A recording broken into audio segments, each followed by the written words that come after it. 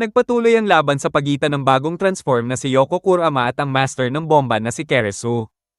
Sinimulan ni Keresu ang atake gamit ang Trace Eye Bombs. Mabilis na sinupil ni Yoko ang mga ito gamit ang napakalakas na halaman, ang Ohigi.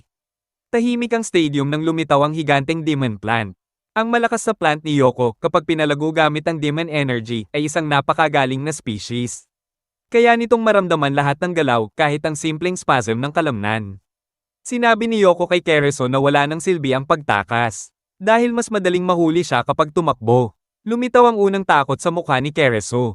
Nagsimulang umatake ang Ohigi na may maraming bibig at matutulis na ngipin sa tumatakbong si Keresu. Sinubukan ni Keresu na hadlangan ng plant gamit ang mga bomba pero mas lalo lang nito pinagalit ang Ohigi kaya natawa si Yoko. Mas naging galit ang plant at mas mabangis na umatake gamit ang energy blast mula sa mga bibig nito. Pinanood ni Yoko habang unti-unting nai-corner ng kanyang malalakas na halaman ng pagod na si Keresu at sinimulang dakpin siya. Nap-unit din ang mask ni Keresu. Maraming ulo ng plant ang kumapit sa Team Toguro Fighter hanggang sa hindi na siya makita. Nagulat ang crowd at tila medyo nadismaya si Yoko, sabi niya sana mas na-enjoy niya pa ang paglalaro kay Keresu. Nagulat si Koenma at nagkomento na ayaw niyang galitin si Kurama pagkatapos makita ang kakayahan niya. Ipinahayag ni Juri si Kurama bilang panalo pero biglang lumabas si Keresu mula sa plant, sabi niya hindi pa siya dapat isulat na talo. Nang mapansin ng lahat na nawala na ang mask ni Keresu, sinabi ni Toguro sa team leader niya na umatras dahil delikado na ang sitwasyon. Sinimulang sumipsip ng energy si Keresu gamit ang kanyang bibig at ang jet black na buhok niya ay naging maliwanag na blonde. Sabi ni Hiei sa team niya na ito ay ibig sabihin na ini-internalize ni Keresu ang kanyang power para maging parang giant bomb. Sinabi ng younger Toguro na wala talagang loyalty si Keresu at papatayin niya ang lahat sa stadium kung makakatulong ito para manalo sa laban. Tumalon si Keresu sa ere, tawa pa, at dive bomb diretso kay Yoko Kurama na nagdulot ng malaking pagsabog at winasak halos kalahati ng stadium. Pagkalinis ng usok, bumalik si Yoko sa human form. Alam ni Keresu na muli siya may advantage at sinimulang asarin si Kurama. Sinubukan ni Kurama tawagin ng Rose Whip pero napansin niyang masyado siyang mahina at nasugatan para magawa ito. Sinubukan niyang umatake kay Keresu pero hindi makatalbog. Sabi ni Hiei kay Yusuke na may planong malinaw si Kurama, nakikita ito sa kilos niya. Sa wakas, nakapatama si Kurama at nagtanim ng seed malapit sa puso ni Keresu, pero mabilis itong napansin. Kontrolado na ni Keresu ang laban, kaya nilagyan niya ng bomba ang binti ni Kurama at pinasabog ito. Napalibutan si Kurama ng mga bomba at patuloy na umatake sa kanya sa lahat ng anggulo.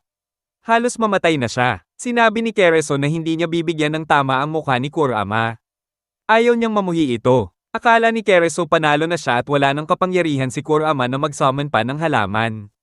Pero ang dugo dumadaloy na si Kurama ay ginamit ang natitirang life energy niya para mag-summon ng isa pang halaman, isang blood-sucking plant mula sa Demon World. Tinamaan nito ang dibdib ni Keresu, eksakto sa spot kung saan nakatanim ang seed ni Kurama kanina. Nagulat at nalito si Keresu, namatay at naging isang magandang rosas. Akala ni Kurama na nasakripisyo na siya para patayin si Keresu. Pero may natitirang energy pa siya. Nalaman niya na tuwing nagtatransform siya bilang Yoko Kurama, nananatili ang ilang energy niya. Patay na si Keresu, at buhay si Kurama para muling lumaban. Nakahiga si Keresu sa lupa, patay na. Mukhang panalo si Kurama sa laban pero nagdesisyon ng committee na dahil nakalapag si Kurama ng higit sa 10 segundo bago pinatay si Keresu, opisyal na panalo si Keresu sa laban. Tinulungan ni Yusuke si Kurama palabas ng ring. Sabi ni Hiei na plano niyang siya na lang ang lalaban kay Toguro pero dahil pinatay ni Toguro si Genkai, inisip niya na gusto ni Yusuke ng vengeance kaya pinili niyang harapin si Bui. Nagsimula ang laban. Tumalon si Bui ng sobrang taas at itinulak pababa ang kanyang axe. Pero tinamaan lang sa hangin at hindi si Hiei. Natigil ang axe sa isa sa mga tile. Sinimulang maghagis ni Bui ng malalaking block ng arena kay Hiei. Patuloy na umiwas si Hiei at inaasar si Bui. Sa huli, ginamit ni Hiei ang Feast of the Mortal Flame para pabagsakin at pasabugin ang mga block. Mulit na umatake si Bui gamit ang axe at mukhang napalapit na si Hiei sa corner, pero nakapunch si Hiei sa blade ng axe at pinaputok ito palabas sa stands. Gumawa ulit si Bui ng axe at itinapon kay Hiei. Pero nahuli ito at naging abo ng husto ni Hiei. Sa unang pagkakataon sa Dark Tournament, nagsalita si Bui, tinanggal ang armor niya, at ipinakita ang totoong lakas niya. Nagsimulang lumutang si Bui sa ere. Umatake si Hiei pero tinaboy ng battle aura ni Bui. Nag-fire si Bowie ng malaking blast na sinusundan si Hiei hanggang matamaan siya. Ginamit ni Hiei ang sitwasyon para mapatamaan si Bowie ng sariling blast niya. Kahanga-hanga, hindi naapektuhan si Bowie at sinabi na ang blast niya ay sapat lang para patayin ang kalaban. Nagdesisyon si Hiei na panahon na para gamitin muli ang Dragon of the Darkness Flame. Sa huli, nagsimulang mag-power up si Hiei. Umabot sa pinaka-epic na climax ang laban ni Hiei at Bowie. Dahil sa sobrang lakas ng battle aura ni Bowie, tinanggal ni Hiei ang tela sa kanang braso niya para gamitin ang ultimate technique niya, ang Dragon of the Darkness Flame. Nagulat ang lahat ng audience nang mahuli ni Bowie ang dragon gamit lang ang kamay niya. Sa sobrang lakas niya, naibalik niya ang dragon pabalik kay Hiei. Para bang sinunog at nilamon ng dragon si Hiei, nag-iwan ng malaking crater sa arena at butas sa bubong ng stadium. Habang handa nang ideklara ni jury na panalo si Bowie, biglang lumitaw si Hiei sa ere, walang sugat at naglalabas ng madilim na apoy. Ipinakita niya na ang tanging paraan para ma-master talaga ang technique ay i-absorb ang dragon at gamitin ang power nito para lalo pang palakasin ang sariling lakas at bilis. Sa bagong lakas niya, madali niyang nalampasan ang depensa ni Bowie. Kahit pilit na umatake si Bowie, pinukpok ni Hiei siya sa buong stadium hanggang sa mahulog sa stands at makuha ang unang panalo ng Team Urameshi sa finals.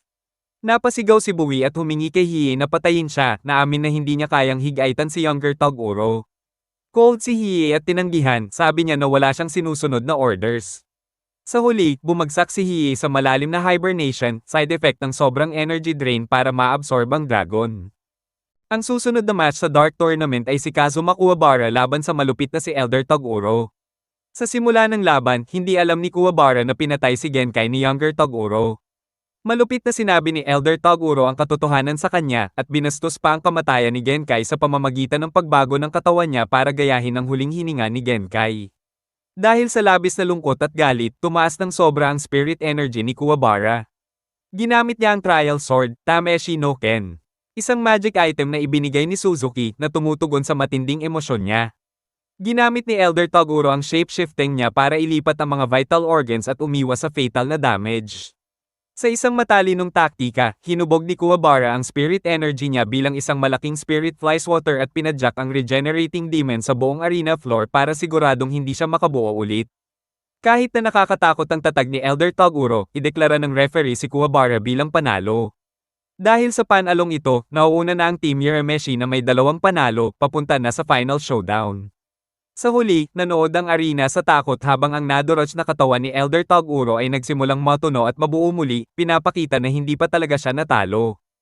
Kahit panalo si Kuwabara, nagsimulang bumuo ulit ang bangkay ni Elder Toguro. Galit na galit si Younger Toguro sa kakulangan ng honor ng kanyang kuya at sa pang-iinsulto nito kay Genkai, kaya sinipa niya ang natitirang likido ng katawan ng kuya palabas ng stadium, kaya tinanggal siya sa finals. Bago magsimula ang huling laban, lumapit si Sakyo, ang owner ng Team Toguro, na may shocking na proposal. Ipinusta niya ang sariling buhay sa panalo ni Toguro para siguraduhin na ang laban ang magtatakda ng ultimate winner ng tournament. Sa gulat ng lahat, kasama ang Team Urameshi, tinanggap ni Koenma ang wager. Ipinusta niya ang kanyang sariling buhay sa panalo ni Yusuke na nagpapakita ng total trust niya sa Spirit Detective at kinikilala na kung matatalo si Yusuke, magugulo ang Spirit World.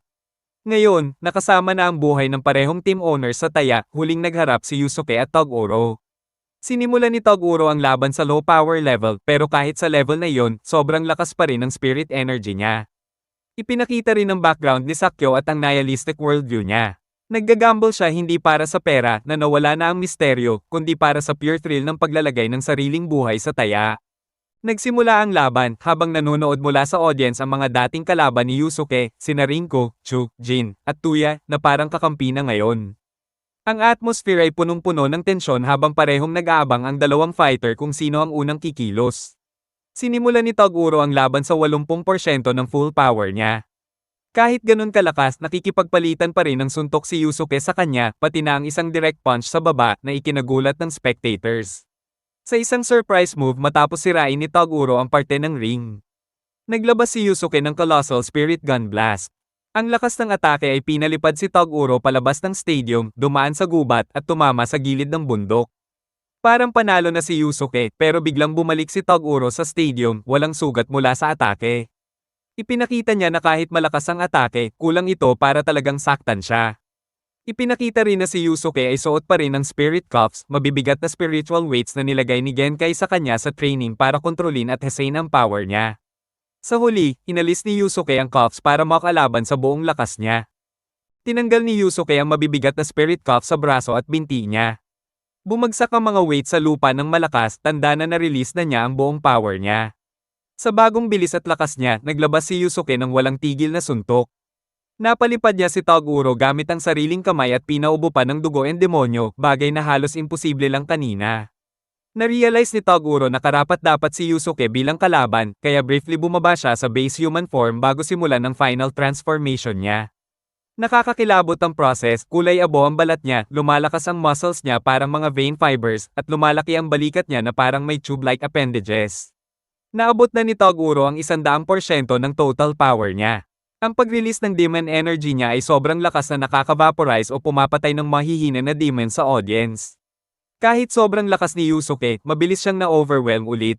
Ang physical presence ni Toguro sobrang nakakatakot na pansamantalang hindi makagalaw si Yusuke. Sa pagpapakita ng ultimate dominance, pinaputok ni Toguro ang high-speed vacuum projectile gamit ang daliri niya, tumama kay Yusuke, nabali ang braso niya, at naiwan sa desperadong posisyon. Nagsimula ang eksena ng tamaan ni younger Toguro si Yusuke at napalipad sa third level ng stadium. Sinimulan niyang sermonan si Yusuke dahil hindi niya ibinigay ang totoong 100% sa laban. Ginamit ni Toguro ang soul sucking powers niya, pinapatay ang mga mahihinang nilalang sa audience kahit nakatayo lang siya malapit sa kanila. Ang espiritu ni Genkai na sumanib kay Pu ay nagsabi kay Toguro na nakablock ang tunay na potential ni Yusuke dahil ayaw niyang maranasan ng total loss. Sinuggest niya na para ma-unleash ang ultimate power ni Yusuke, kailangan niyang pumatay ng isa sa kanyang mga kaibigan. Tinutukan ni Toguro si Kuwabara, naramdaman niya na siya ang pinakamalapit na kaibigan ni Yusuke. Kahit na nagmamakaawa si Yusuke, tumayo si Kuwabara at matapang na tinanggap ang kapalaran niya, hinayaang tamaan ni Toguro para matulungan si Yusuke mahanap ang resolve niya. Ibinigay ni Toguro ang parang fatal blow, tinusok si Kuwabara sa dibdib gamit ang transformed hand niya. Bumagsak si Kuwabara, parang namatay, at naiwan si Yusuke na sobrang wasak emotionally. Dahil sa lungkot at self-hatred, tuluyan nang nabasag ni Yusuke ang mental barriers niya. Sumabog ang spirit energy niya sa level na kinabigla kahit ni Toguro na narealize na pinalagpas niya ang teacher niya mamatay at ngayon ang best friend niya. Nagtapos ang eksena kay Yusuke, malamig at focus ang mga mata, nakatayo at handa ng i-unleash ang absolute maximum power niya laban kay Toguro sa huling sagupaan nila. Nang makita ni Toguro ang bagong resolve ni Yusuke, na-realize niya na kulang pa ang kasalukuyang form niya. Tinulak niya ang sarili niya sa final at nakakatakot na state, 100% ng 100%, ini-stretch ang muscles niya hanggang halos pumutok at ginawang parang living weapon ang katawan niya na puro demon energy. Ibinuhos ni Yusuke ang lahat ng lungkot at life force niya sa huling spirit gun. Hindi ito asul na bolt, kundi isang malaking concentrated na puting blast na kumakatawan sa buong spirit niya. Sinubukan ni Toguro harangin ang blast gamit ang sariling kamay. Saglit na nagtabla ang dalawang power, at dahil sa sobrang pressure, tuluyang nawasak ang natitirang bahagi ng Dark Tournament Stadium. Pero nanaig ang blast ni Yusuke at nabasag ang depensa ni Toguro. Hindi siya agad namatay dahil sa tama, gumuho ang katawan niya dahil hindi nito kinaya ang sobrang energy na pinilit niyang ilabas. Bago siya tuluyang mamatay, nagpakita siya ng mahinang ngiti na parang satisfied. Pagkatapos, nalaman na hindi pala patay si Kuwabara. Nag-inarte lang siya na sobrang lala ng injury, at tahimik itong nagets ni Kurama at Hiei, para mabigyan si Yusuke ng emotional push para manalo. Habang namamatay si Toguro, naging abo ang katawan niya. Ipinahiwatig at kalaunan na kumpirma sa spirit world na ang tunay niyang halin ay makahanap ng taong sapat ang lakas para tuluyang pumatay sa kanya bilang parusa sa mga kasalanan niya noon. Pagkatapos ng tournament, tinupad ng bilyonaryong si Sakyo ang dulo ng pusta niya. Inactivate niya ang self-destruction ng stadium at pinili niyang mamatay sa loob ng gumuguhong istruktura kaysa mabuhay sa mundong hindi natupad ang pangarap niyang magbukas ng portal papuntang Demon World. Habang bumabagsak ang stadium, muntik nang hindi makatakas si Yusuke at ang mga kaibigan niya. Ginamit ni Koenma ang powers niya para protektahan ang grupo at ang natitirang audience, at dinala sila sa ligtas na tabing dagat. Lumipat ang eksena sa Spirit World kung saan humarap si Toguro kay Koenma para sa judgment. Kahit inalok siya ng mas magaan na parusa dahil sa nakaraan niyang buhay bilang martial arts hero, pinili ni Toguro ang pinakamabigat na parusa, limbo. Ang limbo ay 10,000 taon ng torture na uulitin ng 10,000 cycles at pagkatapos ay tuluyang non-existence.